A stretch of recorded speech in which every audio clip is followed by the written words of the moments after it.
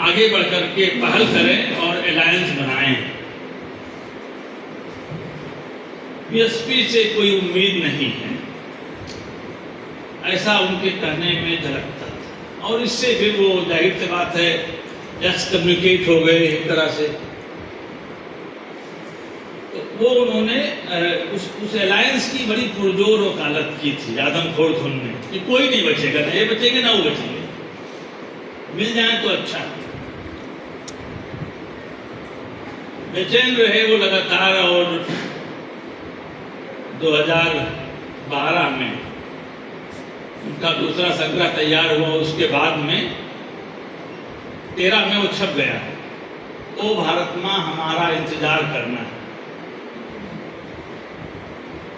उसमें उन्होंने उसको आगे बढ़ाया कि अब उस अलायंस से कॉमरेड और जो दलित अम्बेडकरवादी हैं उनके अलायंस से काम नहीं चलेगा। अब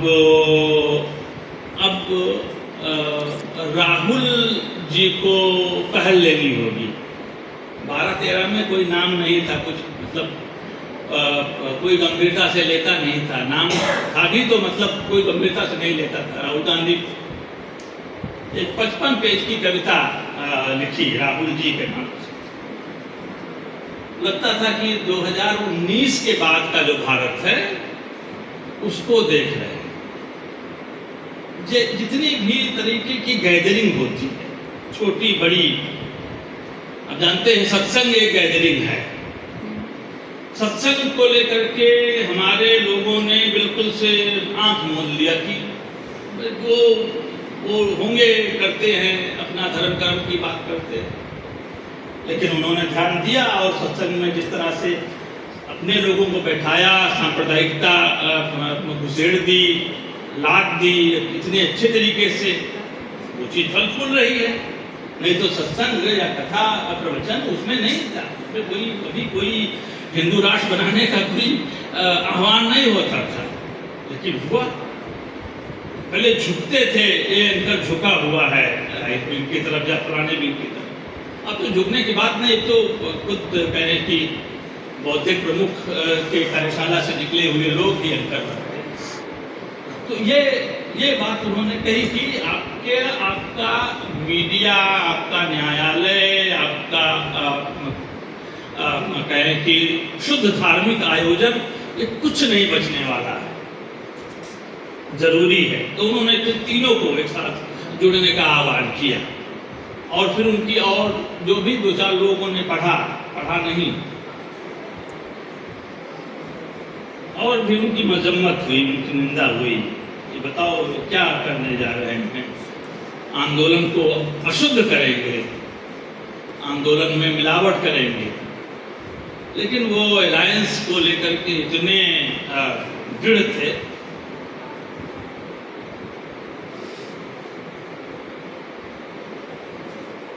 2017 में सूचना मिली कि परिवार वालों को, उनकी पत्नी को पुलिस ने फोन किया कि एक डेड बॉडी मिली है और वो फोन में ये नंबर है। गए, लेकर आए, वो लीलवान की डेड बॉडी थी। कैसे मरे वो, पुलिस ने पहले कहा कि अरे हो सकता है एक्सीडेंट हो गया हो। तो जिस कार में थे, कार भी सामने खड़ी हुई थी, वही जज्जर ही आ रहे थे। तो कहीं कोई खरोंच तो लगनी चाहिए, कोई खरोंच नहीं, कार तो बिल्कुल साबुत खड़ी हुई है, उनके शरीर पर कोई खरोंच लगनी चाहिए, वहाँ पर भी नहीं। फिर ये हुआ कि किसी ने मार दिया तो मार दिया, तो मारने का भी कुछ होना चाहिए, कहीं गोली का निशान, कहीं गले में कुछ ऐसा चीज सांसलों की गई हो, कुछ भी नहीं था। कैसे मारे गए नहीं मालूम, वो रहस्यमय मौत हो गई। मैं 4-1 साल पहले लिख रहा था लंबी कविताओं पर, दलित कविता में लंबी कविताओं पर एक लेख। तब मुझे लगा कि मैं एक बार फिर से, क्योंकि मैंने भी वो संग्रह नहीं पढ़ा था, वो भारत माँ हमारा। मैंने कहा भारत माँ क्या होती है भाई दलित साहित्य में, वो समझते थे इन चीज़ों को कि जिसकी इमोशनल अपील है उसको आप यूं ही नहीं छोड़ सकते। है इमोशनल अपील है भारत में, उसको नहीं छोड़ रहे थे, मतलब उन चीज़ों को ला रहे थे। तो मैंने नहीं पढ़ी थी वो किताब, तो लेकिन अचानक लगा कि नहीं, वो लंबी कविता थी, 55 पन्ने की कविता थी, 50 पन्ने की कविता थी, समय की आत्मखोर धुन जिसके नाम पर वो रखा गया था संग्रह का नाम।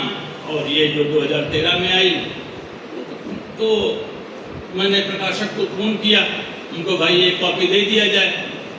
प्रकाशक ने कहा अच्छा रुक कर, ये हमारे इसमें तो नहीं दिखाई, गोदाम में है, मंगाता हूँ। अगले दिन फोन आया प्रकाशक का कि गोदाम में सब खुजवा लिया, कहीं किताब दिखी ही नहीं। जितने भी दिल्ली में दुकानें हैं सब जगह पता लगाया, लाइब्रेरी में तो खैर खरीदी नहीं होती है दलित साहित्य की, दलित साहित्य से लोग बचते हैं।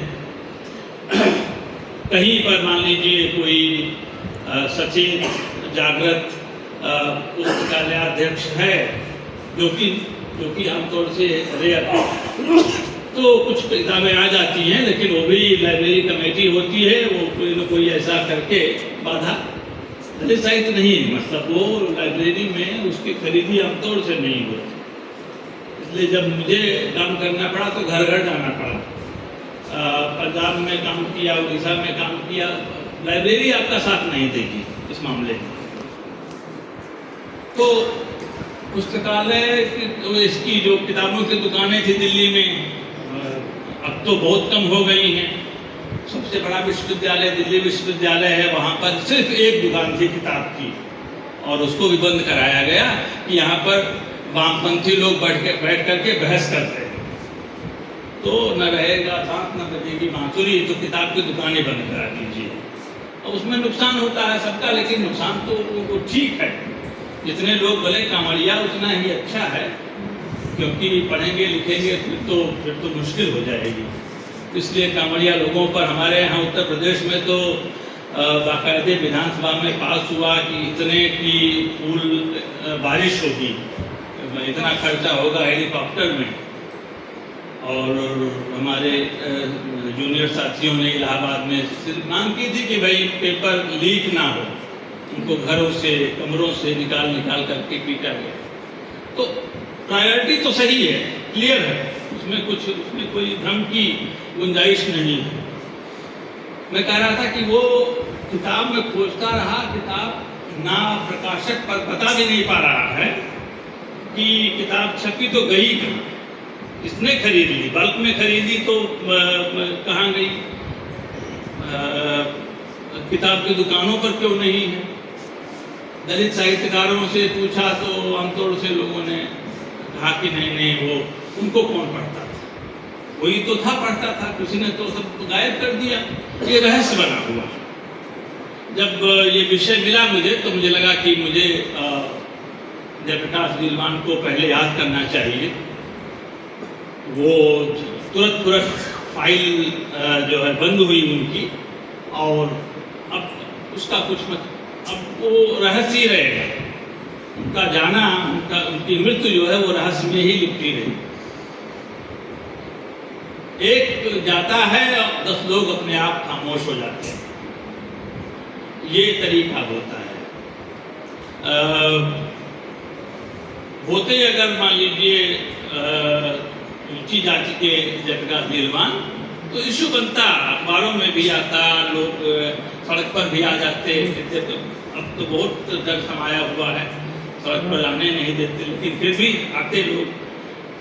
ऐसे वो रहस्य में न गायब हो जाता, ऐसे वो विलुप्त न हो जाती इनकी मौत। लेकिन दलित थे तो इशू ही नहीं बन पाया। हम 10 लोगों ने मिलकर के 2 बार बैठक कर ली कि नहीं इसमें तो कुछ होना चाहिए, इसकी तो छानबीन होनी चाहिए, तो छानबीन कौन करेगा।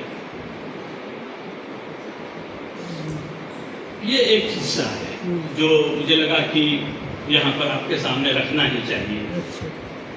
आप लोग इकट्ठे हुए हैं, रोहतक का जलेश और जो भी प्रगतिशील सोच वाले हैं यहाँ पर आए हुए हैं, ये बहुत सुखद और बहुत आश्वस्त कर बात है। इससे कॉन्फिडेंस बनता है, सिर्फ आपका नहीं, हम सबका, जो भी इसके बारे में सुनेंगे उन सबका आत्मविश्वास बनेगा। बहुत जरूरी है इस समय। और जो भी जरा भी सचेत है, आज का हो पहले का हो, वो इस बात को पहचानता है। हम मानते हैं कि वो प्रगतिशील सोच के नहीं थे, और ये चीज़ मुझे लगता है कि गई है, लोगों के बीच में फैलाई गई है ठीक से। अभी मैं तो बिल्कुल पूर्वी उत्तर प्रदेश में अयोध्या के उसमें उसका हूँ, गढ़ का हूँ, गोंडा का हूँ। अयोध्या की गायें हमारे यहाँ बांधी जाती थी, इसलिए गोंडा से गोंडा हो गए। एक उसकी जो उत्पत्ति ऐसी की जाती है। तो वहाँ पर सभी को आदेश दिया गया उत्तर प्रदेश में कि वही सुंदरकांड का पाठ करें। तो सुंदरकांड का पाठ हो रहा हर स्कूल में, हर कॉलेज में, आपके यहाँ भी हो ही रहा होगा, किसी और का पाठ हो रहा होगा। तो हमसे किसी ने कहा, किसी महाविद्यालय वाले ने, कि आप तो हिंदी के अध्यापक हैं, बोलिए ना इस सुंदरकांड। ठीक है, मना नहीं करना चाहिए, कम से कम सरकारी आयोजन में जरूर जाना चाहिए। वो अंततः जनता के पैसे का है, तो पुराना शुद्धतावाद अब नहीं चलेगा, ये समझिए। कहीं भी गैदरिंग है, कहीं भी 10 लोग हैं, आपको जाना चाहिए, अपनी बात रखनी चाहिए, भले नरम स्वर में रखनी चाहिए। अभी मौसम जो है वो नरमी से ही बात करने का है, लेकिन बात करने का है, मिलने का है, संवाद करने की जरूरत है। उसमें एक कथन आता है, एक दोहा है सुंदरकांड में, आप में से कुछ लोगों ने वो पढ़ा भी होगा। सचिव वैद गुरु तीन जो प्रिय बोलहि भयास, राज धर्म धन तीन कर होय बेगही नाश। अगर सचिव और वैद्य और गुरु, अध्यापक या बुद्धिजीवी भय से प्रिय बोलते हैं, राजा की जय जयकार करते हैं, तो राज्य का, धर्म का, मोरालिटी का अपनी धर्म है, और नीति का यानी कि न्याय व्यवस्था का नाश हो जाएगा। राज्य का तो एक तरह से नाश है। आप जाने कि जो सोशल कॉन्ट्रैक्ट थ्योरी है, हमारे राजनीति विज्ञान के कई साथी यहाँ पर हैं, प्रमोद गौरी जी तो उसी के आचार्य रहे हैं। उसमें यह है कि भाई स्टेट ऑफ नेचर से परेशान होकर के जनता ने समझौता किया, संविदा की, कि भाई ये जो मत्स्य न्याय है, कोई किसी को मार देता है, सब कुछ अनिश्चित है, अगले क्षण क्या हो जाए हम नहीं जानते, वो खत्म होना चाहिए। तो जनरल बिल सौंप दी गई कुछ लोगों को या किसी एक को, और वो जो है इसके आधार पर हम उसको अपनी एक शक्ति सौंपते हैं। मैं धारक को इतने रुपए अदा करने का वचन देता हूँ, जैसा लिखा हुआ आता था, तो हम वहाँ पर हो गए। निश्चित है, उसी का है कि भाई राज्य का मतलब है चीजें निश्चित है। पता है कि रोहतक से दिल्ली का इतना किराया है, ठीक है ना, लेकिन आप जानते हैं कि इस बीच में क्या हुआ है, चीज़ें फ्लक्चुएट करती हैं। सुबह ये किराया रहेगा, दोपहर को ये किराया रहेगा, शाम को ये किराया रहेगा। मुझे बम्बई जाना था, देखा कि राजधानी में इतना किराया है, 3rd AC का, पैसा जेब में रखा, पहुंच गया। हमारे घर के पास है सरोजनगर मार्केट में रेलवे रिजर्वेशन काउंटर, करीब 44 काउंटर थे। अभी पिछले महीने में फिर गया था, बहुत दिनों के बाद। अब तो सब कुछ ऑनलाइन हो जा रहा है, तो मालूम हुआ कि 44 में से एक काउंटर फंक्शनिंग है, बाकी तो पूरी बिल्डिंग सुनी है। मुझे लगता है बहुत जल्दी वो भी कहीं ना कहीं किसी को दे ही दी जाए, क्योंकि प्राइम लोकेशन पर बिल्डिंग है।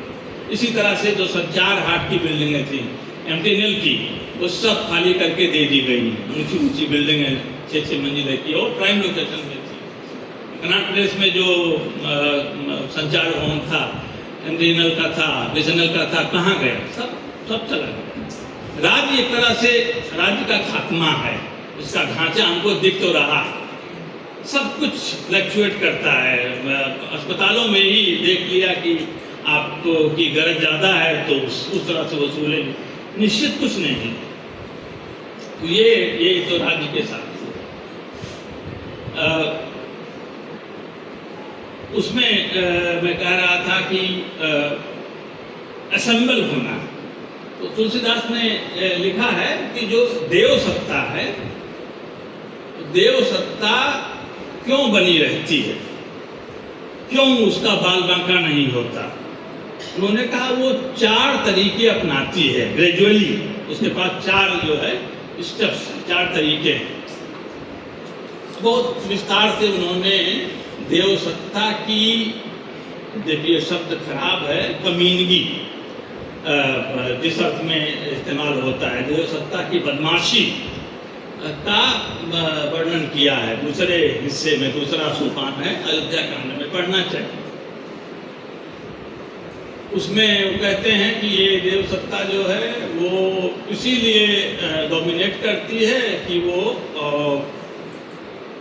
पहले तो डराती है, फिर कियोस भ्रम फैलाती है।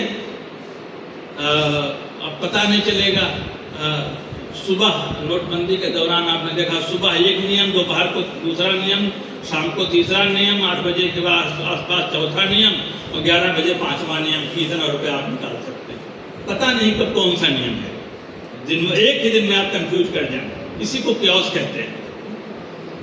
तो भय भ्रम अरति, अरति का मतलब होता है रति का मतलब प्रेम है और अरति का मतलब जानते हैं नफरत है। तो अरति वो नफरत फैलाती है, लोगों को असेंबल होने से मना, एक तरह से असंभव बना देती है, इकट्ठे नहीं हो सकते, इकट्ठे नहीं हो सकते। उन्होंने कहा कवितावली में कि किसानों से उनकी जमीन छीन ली गई है। किसान क्या करें कि कोई जमीन छीनी गई है किसानों की, तो भिखारियों को भीख भी नहीं मिलती।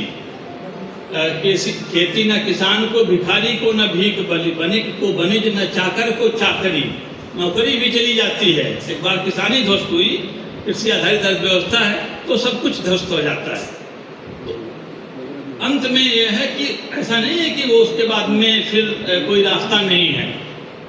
कहाँ एक एकन सो कहाँ जाए का करी, इकट्ठा होते हैं, एक दूसरे से पूछते हैं भाई रास्ता क्या है, और वहीं से रास्ता निकलता है। इकट्ठा होना जरूरी है, देव सत्ता को हराना है तो इकट्ठा होना जरूरी है, संगठन जरूरी है। संगठन के बगैर आप नहीं उसको शिकस्त नहीं दे सकते, उसका मुकाबला नहीं कर सकते। उस महाविद्यालय वालों ने हाथ जोड़ा कि महाराज महाविद्यालय बंद हो जाएगा, आप इसके योग्य नहीं हैं, आप मानस पर प्रवचन मत कीजिए। वो तो ठीक है, लेकिन भाई है, वो बात आई और वो बात फैली भी। मैं ये कह रहा हूँ, और उसका देखिए हिंदी में किस तरह का असर है। तुलसीदास से प्रभावित एक कवि हैं जयशंकर प्रसाद। जयशंकर प्रसाद के यहाँ पाएंगे कि उनका कोई नामोल्लेख नहीं होता, दोनों महाकवि हैं। प्रसाद निराला को लोग कहते हैं कि तुलसीदास से प्रभावित हैं, क्योंकि निराला ने तुलसीदास के नाम से कविता लिखी, ठीक है। लेकिन निराला जैसा, मतलब मैं इसको पूरी विनम्रता से कह रहा हूँ, इसमें कोई अहंकार नहीं है, उन्होंने तुलसीदास को समझा नहीं। वो लिखते हैं कि तुलसीदास आए उस समय भारत में मुगलों का शासन है, तो कविता लिखी और उससे उबारने के लिए वो पूरा पढ़ जाइए, एक बार नहीं 10 बार पढ़ जाइए, आपको कुछ ऐसा मिलेगा नहीं। वही कहते हैं कि मैं तो मांग कर खाऊंगा, मस्जिद में सो जाऊंगा। तो अगर वो होता उसके साथ उस मतलब नफरत जैसी बात होती तो ऐसा कहते कि वो निराला नहीं समझते।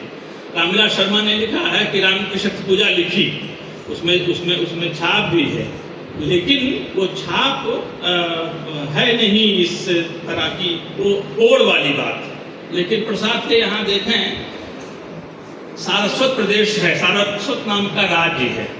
कामायनी की बात मैं कर रहा हूँ, आप में से कुछ लोग हिंदी के विद्यार्थी होंगे, नहीं भी होंगे तब भी महाकाव्य पढ़ना चाहिए।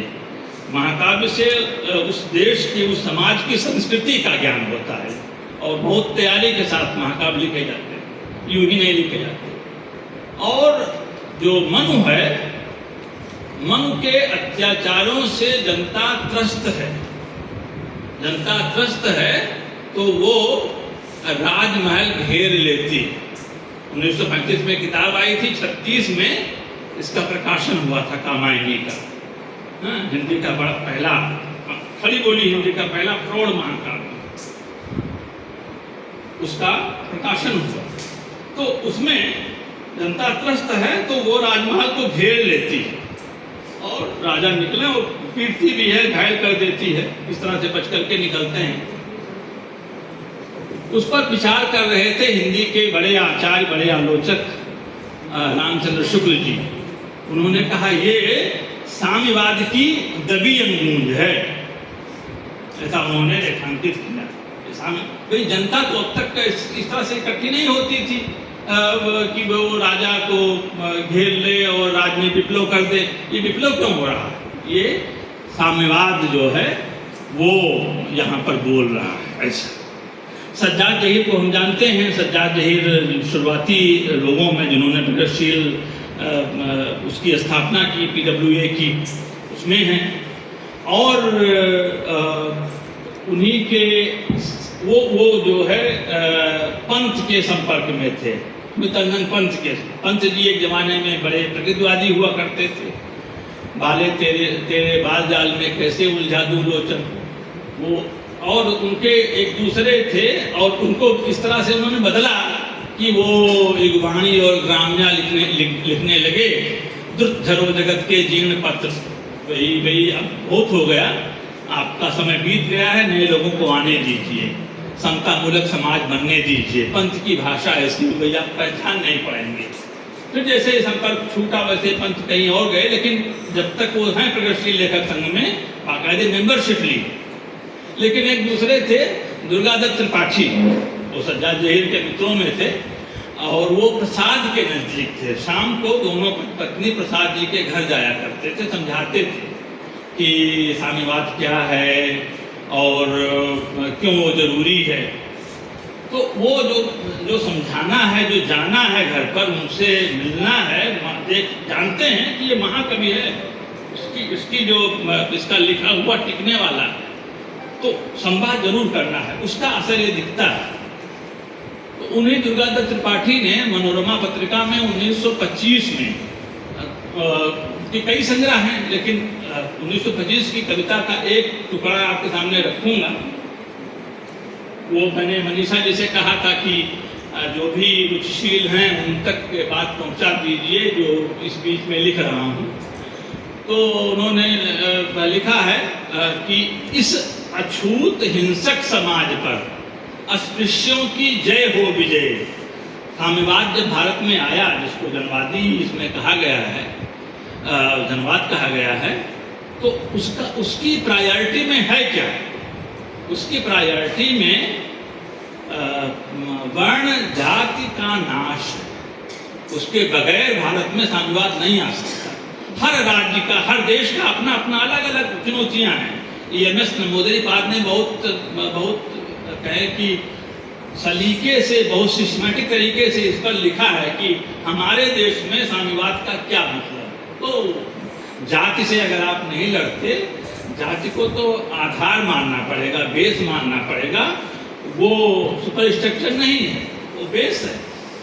बेस में से एक ये इसको स्वीकार करेंगे तभी बात आगे बढ़ेगी। तो दुर्गादत्त जी ने लिखा 1925 के मनोरमा में, इलाहाबाद से पत्रिका निकलती थी, इस अछूत हिंसक समाज पर अस्पृश्यों की जय हो विजय।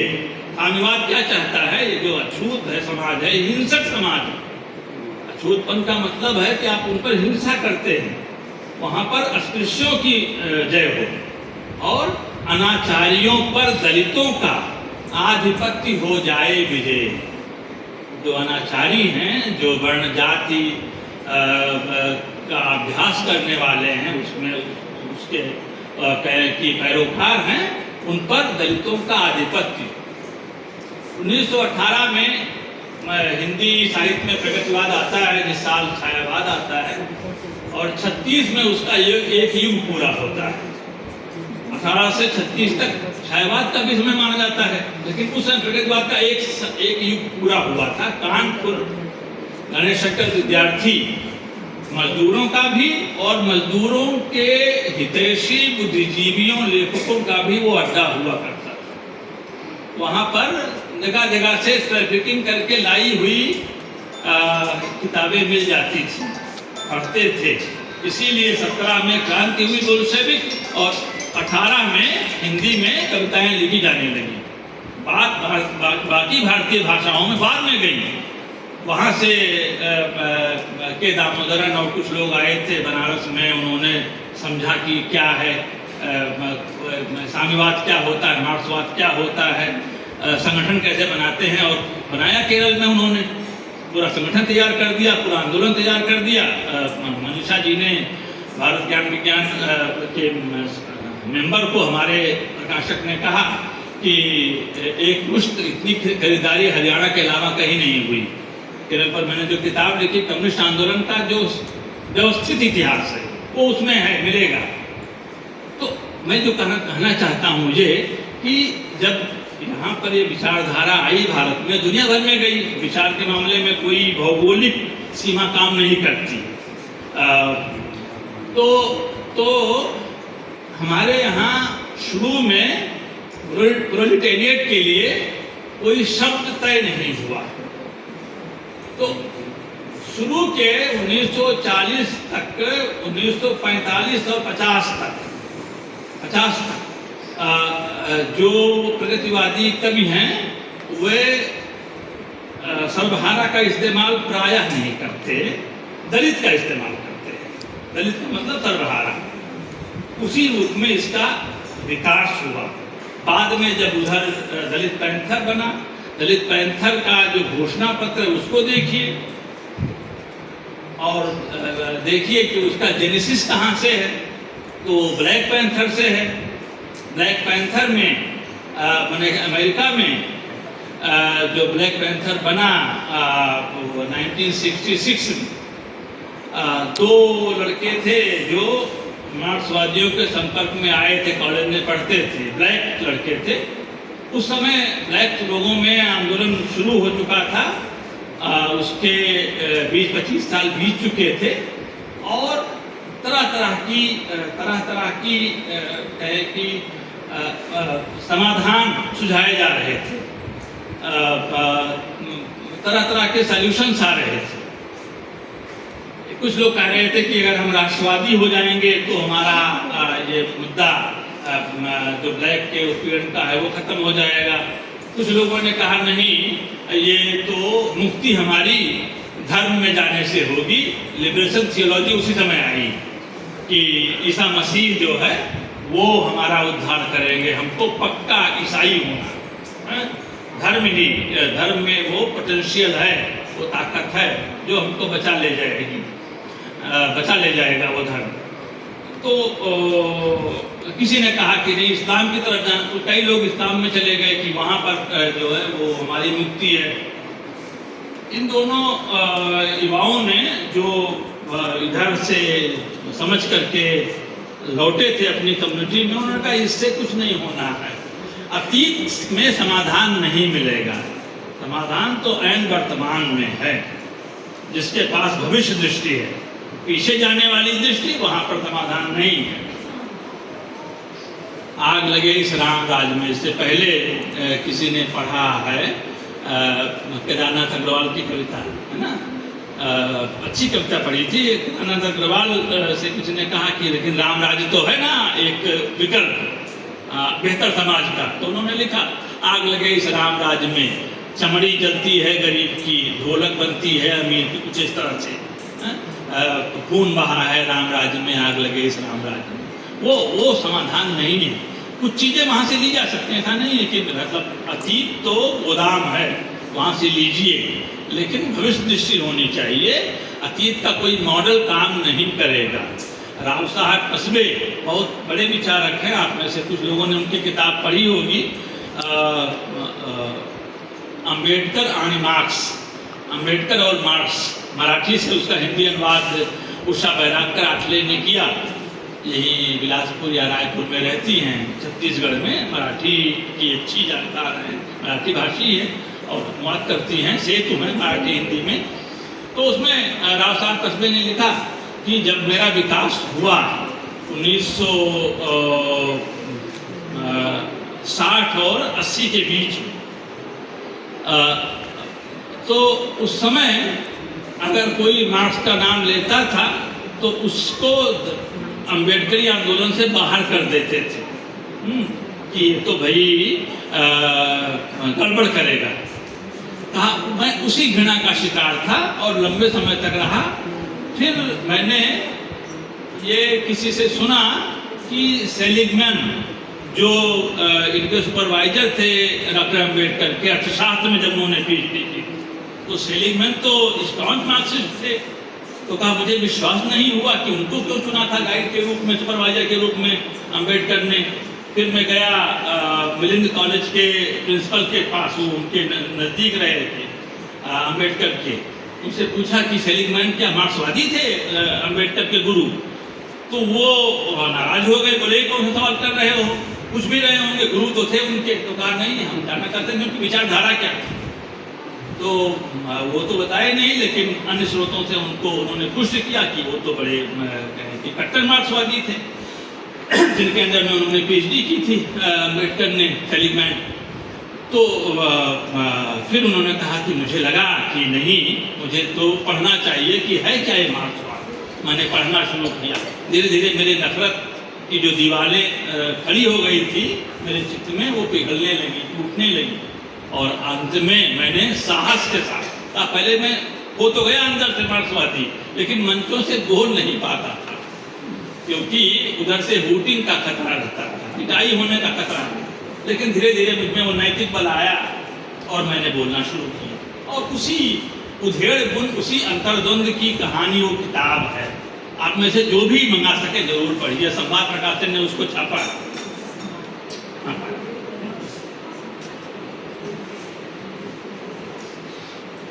उसे संवाद प्रकाशन ने छापा, बहुत अच्छी किताब है, अम्बेडकर और मार्क्स। तो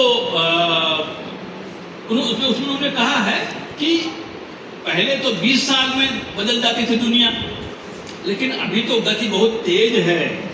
10 साल में तो पूरी तरह से बदल जाती है, लेकिन अभी मैं मिलूं तो शायद वो कुछ और कहें, और 10 साल भी समय नहीं लगता, और भी समय। कोई भी विचारधारा है उसको हर दिन अपडेट करना होता है, हर दिन उसमें कुछ ना कुछ जोड़ना होता है।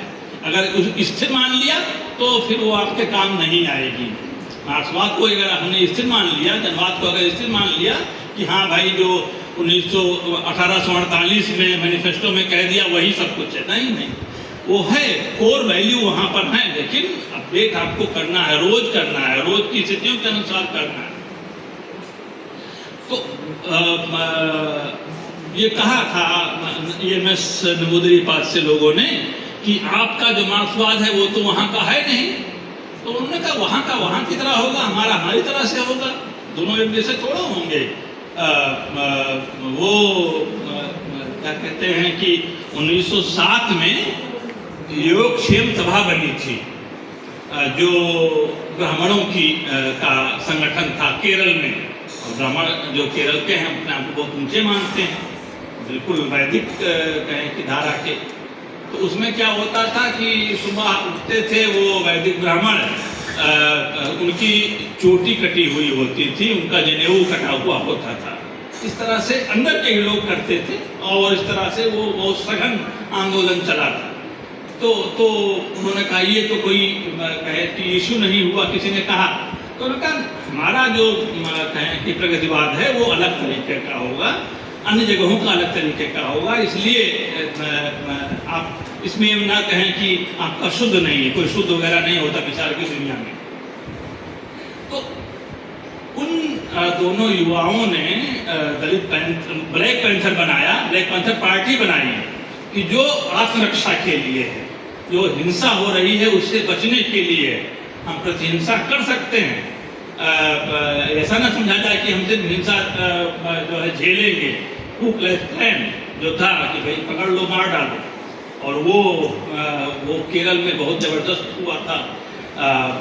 2.5 साल सरकार बने हुआ था और 2.5 साल में उन्होंने 3 बड़े काम किए थे। एक तो लैंड रिफॉर्म का मसौदा पेश कर दिया था। लैंड रिफॉर्म का मतलब कि सबको जमीन मिलेगी, अगर जमीन है तो सबको मिलेगी, एक तो वो किया था। दूसरा किया था कि पुलिस से लाठी रखवा ली थी, बंदूक तो खैर बिल्कुल से मनाही हो गई थी, उनके हाथ में कोई डंडा कोई लाठी नहीं रहेगी पुलिस के हाथ में। पुलिस को निरस्त्र कर दिया था, निशस्त्र कर दिया था, हथियार उनसे रखवा लिया।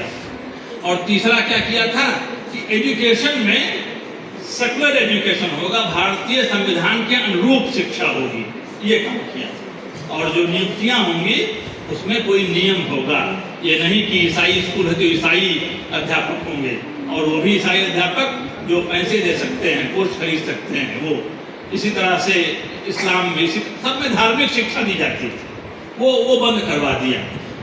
तीनों एक दूसरे के दुश्मन थे, ईसाई, इस्लाम वाले और हिंदू, और तीनों एक हो गए। कहा कि अगर ये सरकार रह गई तो धर्म का तो विनाश हो जाएगा, हम में से कोई नहीं बचेगा। तो ट्रिपल अलायंस कहते हैं इसको, ट्रिपल अलायंस हुआ, तीनों मिल गए, सेना बनाई। फादर बडक्कन उसके प्रमुख थे, उन्होंने सेना के लिए सैलरी का इंतजाम किया, पैसा आया बाहर से आया, क्योंकि सभी लोग डरे हुए थे कि अगर ये बात फैली आंध्र प्रदेश में तो सरकार बनते बनते रह गई थी। केरल इसमें तमिलनाडु में अभी देख लीजिए, सज्जनवाद और दलित दोनों के बीच का अंतर संबंध देखिए। तो कुछ साल मैंने बिताए बंगाल में, पश्चिम बंगाल में, त्रिपुरा में, कुछ साल बिताए, 6-7 साल बिताए मैंने केरल में रिसर्च करते हुए। एनसीआरबी का डाटा उठा करके देख लीजिए, वो तो भारत सरकार का है, नेशनल क्राइम रिकॉर्ड ब्यूरो, उसका डाटा उठाकर देख लीजिए। इन तीनों राज्यों में आपको जाति आधारित हिंसा की घटनाएं लगभग नहीं मिलेंगी। दलितों को मार दिया गया है, उनका घर जला दिया गया है, उनको लूट लिया गया है, वहाँ पर जाति के आधार पर रेप हुआ है, ये आपको नहीं मिलेगा। अभी 4 दिन पहले तमिलनाडु में हुआ, जहाँ पर इतना कहे कि सघन आंदोलन चला था पेरियार का। उस आंदोलन की लिगेसी क्या है? जाति आधारित हिंसा खत्म नहीं हुई। 2015 या 16 में मैंने पढ़ी रिपोर्ट, हिंदू में आई थी कि ब्राह्मणिकल फोर्सेज ने धर्मपुरी जिले के 3 गांवों में हमला किया और कुछ घर जला दिए और लूट लिया। तो ब्राह्मणिकल फोर्सेज कहाँ है धर्मपुर, क्योंकि मैंने उस पहले सर्वे कर चुका था, चला गया तो मालूम हुआ कि वो तो मोस्ट ओबीसी और दलित के बीच का मामला था। लड़का जो है वो दलित था, लड़की ओबीसी थी, शादी की थी उन लोगों ने, और उसका परिणाम ये हुआ कि ओबीसी जो एक जमाने में वो तबका वो पेरियार के आंदोलन में था, उसने हमला किया और करीब 600 घर 3 गांवों में 600 घर पहले लूट लिए, उसके बाद में उसको जला दिया। वो 50 साल पीछे चले गए। वो मतलब अगर बना भी लेंगे अपना घर, अपना परिवार, तो भी वो आर्थिक स्थिति नहीं कर पाएंगे। ये तरीका होता है। यही पर हरियाणा में ही सालवन में, झज्जर में, क्या कहते हैं इधर हिसार में, हाँ हिसार में, मिर्चपुर में, कितनी सारी घटनाएं हैं। एक किताब मेरी इसी पर है, हिंसा की जात नाम से, जो पिछले 23 साल का लेखा जोखा है, एक्चुअल जो घटनाएं हैं हिंसा की। और उसमें मुझे कोई घटना ना तो त्रिपुरा में मिली, ना तो बंगाल में मिली और ना तो केरल में मिली। जाति आधारित हिंसा की घटनाएं नहीं। ऐसा नहीं कि हिंसा नहीं होती, हिंसा खूब होती, लेकिन वो जो ढांचा था जाति आधारित हिंसा का, वो सरकार आई सबसे पहले उसने उसको तोड़ दिया। अब संभव नहीं रहा। ये जो है वो परिणाम होता है। 10 साल के लिए सरकार आ जाए हरियाणा में, वाम की सरकार आ जाए, कम्युनिस्ट गवर्नमेंट आ जाए, देखिए ये जो हिंसा की प्रयोगशाला है सब खत्म हो जाएगी, सब बंद हो जाएगी। क्योंकि तीन राज्यों का तो अनुभव यही बताता है, जहाँ पर भी मजबूत हुए हैं साम्यवादी, वहाँ पर ये वाली हिंसा खत्म हुई है। पितृसत्ता वाली जो हिंसा है उसमें समय लगता है। वो मैंने देखा अभी इन दिनों उसी पर वही सीरीज जो लिख रहा था, उसी का 2 हिस्सा भेजा था मनीषा जी को। आप में से कुछ लोगों ने उसको देख भी लिया होगा। 5 भागों में है, वो बाद में भेज दूंगा जिनकी भी रुचि है, और रुचि होनी चाहिए, पढ़ना चाहिए। तो कम्युनिस्ट मैनिफेस्टो जो 1848 में आया, उससे निकला ब्लैक पैंथर का मैनिफेस्टो। मैनिफेस्टो का मतलब यह है कि हमारे इरादे गुप्त नहीं हैं। जो वर्चस्ववादी होते हैं उनके इरादे गुप्त होते हैं, इसीलिए मुहावरा बना, मुंह में राम बगल में छुरी। तो राम वाले ही छुरी रखते हैं, वो मैनिफेस्ट नहीं करते अपने को। मुहावरा यही कहता है। वो मैनिफेस्टो उन्हीं का होता है जो पारदर्शी होते हैं। इसलिए कम्युनिस्ट मैनिफेस्टो बना, फिर ब्लैक पैंथर का मैनिफेस्टो बना, फिर दलित पैंथर का मैनिफेस्टो बना। लीनेज बिल्कुल क्लियर है, वो वही परंपरा है। और ये जो मैनिफेस्टो की है, और इसीलिए 72 में दलित पैंथर बना था, 73 में मैनिफेस्टो आया। जब वो स्थिर हो गया और ये हुआ कि हाँ अब हमको अपनी प्रायोरिटीज तय कर लेनी है, तब ये हुआ कि नहीं, मैनिफेस्टो लिख दिया जाना चाहिए। 1833 में जो दुनिया भर के से निकाले हुए लोग थे, वो आकर के पेरिस में रहते थे। तो 1833 से 34 में उन्होंने बनाया था लीग ऑफ द आउटलॉज। जो आउटलॉ हैं, जो विधि बहिष्कृत हैं, उनका लीग, उनका संघ।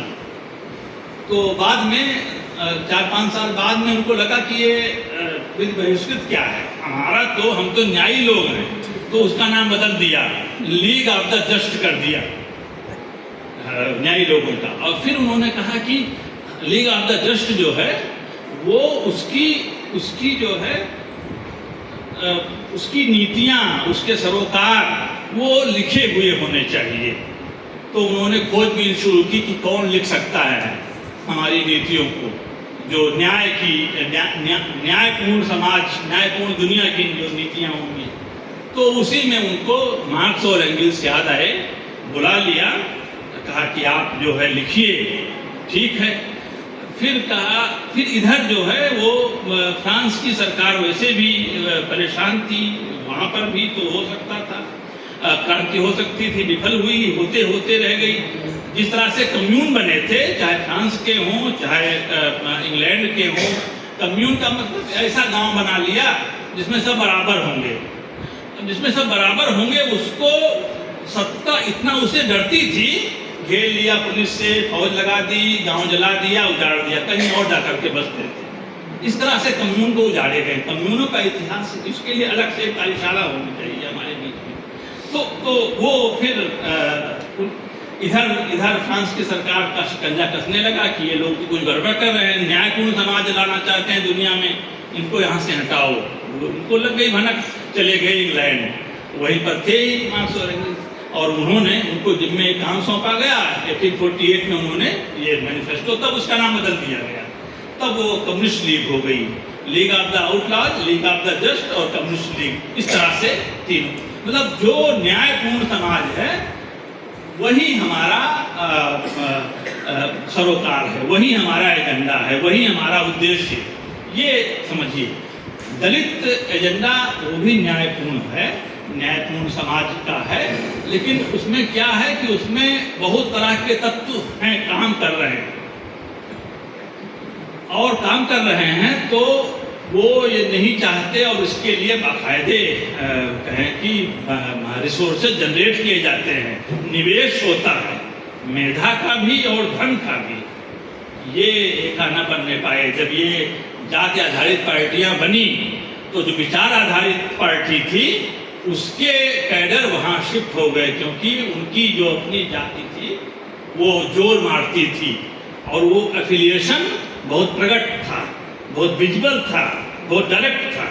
हमारी जात का नेता है, हम इस जात के हम सैनी हैं और सैनी जो है वो हमारा मुख्यमंत्री है, हमारी पार्टी का है, तो हम क्यों ना उसमें चले जाएं। तो इस तरह से लोग शिफ्ट कर गए और जो आमद थी यहाँ पर कहें कि समर्थकों कार्यकर्ताओं की वो एक तरह से रोक दी गई। ये जितने भी जाति आधारित पार्टियों का उभार हुआ है, अस्मिता के सवाल बहुत जरूरी है, उससे इनकार नहीं किया जा सकता, लेकिन ये अस्मितावाद का जब मामला आता है तो फिर दिक्कत आती है। अस्मितावाद स्ट्रक्चर नहीं तोड़ना चाहता, स्ट्रक्चर में एडजस्टमेंट कैसे हो जाए, इसलिए न्याय की बात नहीं, सामाजिक न्याय। सामाजिक न्याय का मतलब ये वाला स्ट्रक्चर है, चलो सब कुछ निजी हाथ में दे दिया। अब देखो कि निजी कंपनियों में हमारे लिए कोई जगह निकल सकती कि नहीं निकल सकती। जब आपका ये उद्देश्य होगा, ये इरादा होगा, तो विरोध कैसे कर पाएंगे? निजीकरण का विरोध नहीं कर सकते, इसलिए दबाया तो कई हमारे साथियों ने, तो थोराट ने भी ये कहना शुरू किया कि हाँ भाई निजीकरण तो कर दीजिए, लेकिन इंश्योर कीजिए कि वहाँ पर हम दलितों को भी जगह रहे। क्या रहेगी जगह? मतलब वो तो सामने है, कोई जगह उस ठेकेदारी में कोई जगह नहीं होने वाली है, जिंदा रहेंगे लेकिन उसके आगे कुछ नहीं हो सकता। तो अगर ये न्यायपूर्ण समाज बनना है तो जाहिर सी बात है कि और कोई रास्ता नहीं है। रास्ता उस साझेपन का है, मैं मर्ज होने का कहें कि पैरोकार नहीं हूँ कि इसमें आकर के सब सम्मिलित हो जाए, मर्ज हो जाए, नहीं भाई, सबकी अपनी अपनी हैं, अपनी अपनी ज़रूरतें हैं, अपनी अपनी मांगे हैं। मार्क्स के यहाँ पैट्रियार्की का सवाल उस तरह से नहीं है तो नहीं है। जब बाद के दिनों में मार्क्सवादियों के बीच से जो नारीवादी आई, उन्होंने उसको जुड़वाया। तो जो अलग से स्वतंत्र नारीवाद है, मैं उसे नहीं कहूँगा कि आप मर्ज हो जाइए, लेकिन या दलितवाद से मैं नहीं कहता हूँ कि मर्ज हो जाइए, लेकिन एक साझापन तो होना चाहिए। अगर आप चाहते हैं कि नई व्यवस्था, नई दुनिया बने, न्यायपूर्ण दुनिया बने, विमर्श का मतलब क्या है? विमर्श का मतलब यह है कि किसी अंतिम निष्कर्ष पर न पहुंचना। ये अस्मितावादी शब्द है। अंतिम निष्कर्ष पर विमर्श करते रहना, बातचीत करते रहना, वो सिद्धांत का विरोधी है, थियरी नहीं।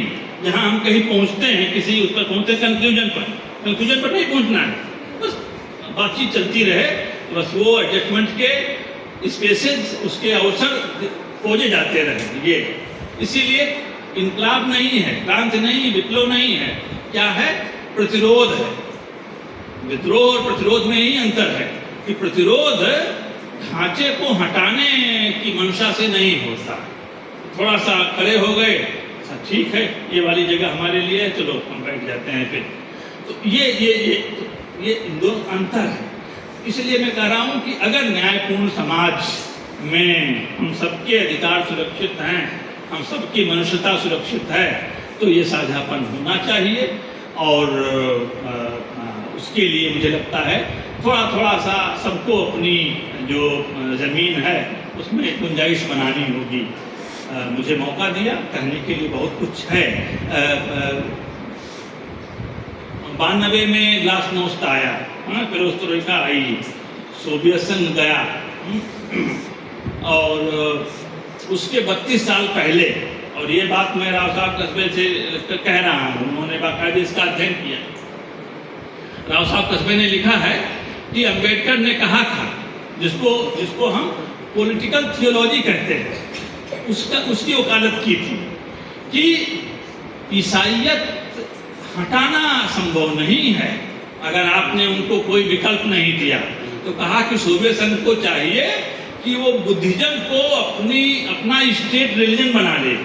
तो वो वाली इच्छा पूरी हो जाएगी, जो आध्यात्मिक मांग है वो पूरी हो जाएगी, और जो विचारधारा है वो साम्यवादी रखे, लेकिन राज्य का धर्म जो है वो बुद्धिस्ट, तो फिर ये टिकाऊ रहेगा। नहीं तो कभी भी धार्मिक लोग, संगठन उनका अंदर अंदर बहुत मजबूत हो रहा है, पलट देंगे इसको। तो पूंजीवादियों ने इसके समझौता किया और इस तरह से पलटा।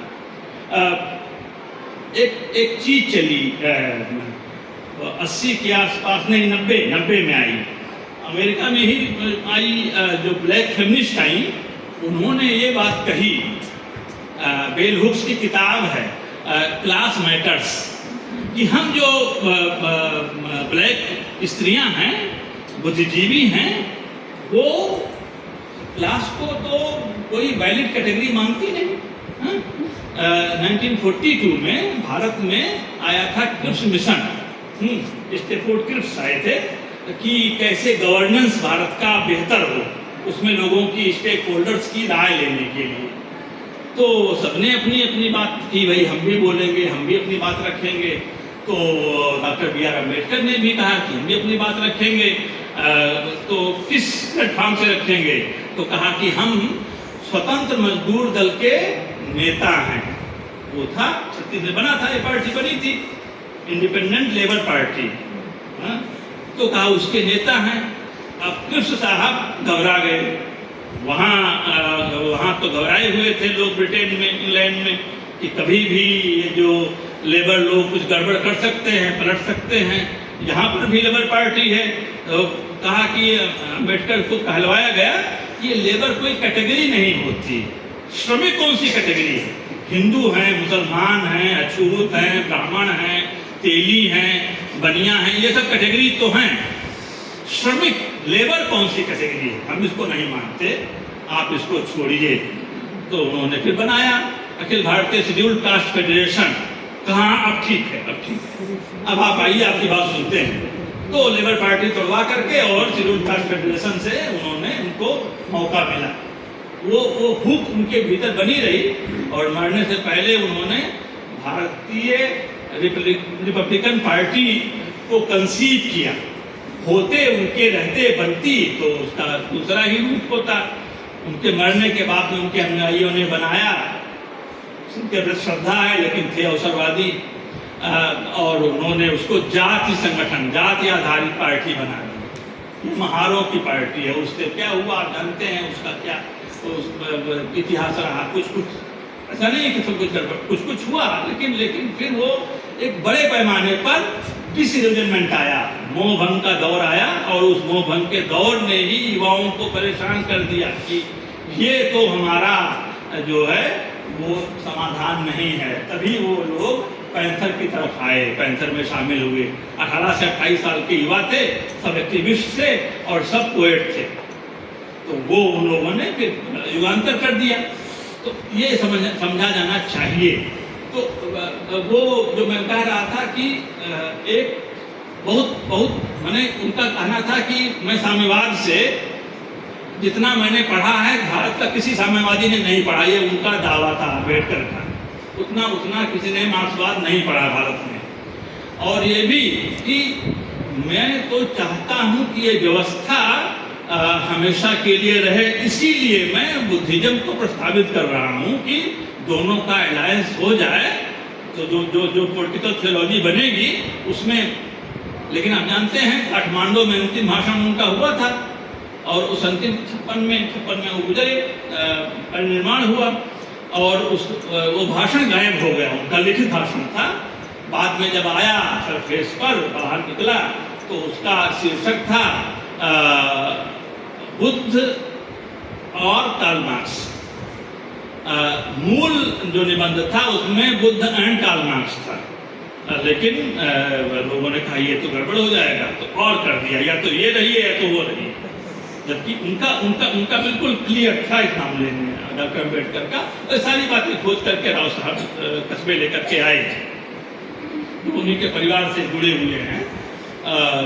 फिलहाल मैं इसको और आगे नहीं करूँगा, इतना कहते हुए कि वो जो मैं कर रहा था इंटरसेक्शनलिटी का जो एक कहें कि एक विचार है कि हमारा जो उत्पीड़न होता है वो किसी एक स्रोत से नहीं होता, कई चीज़ें होती हैं।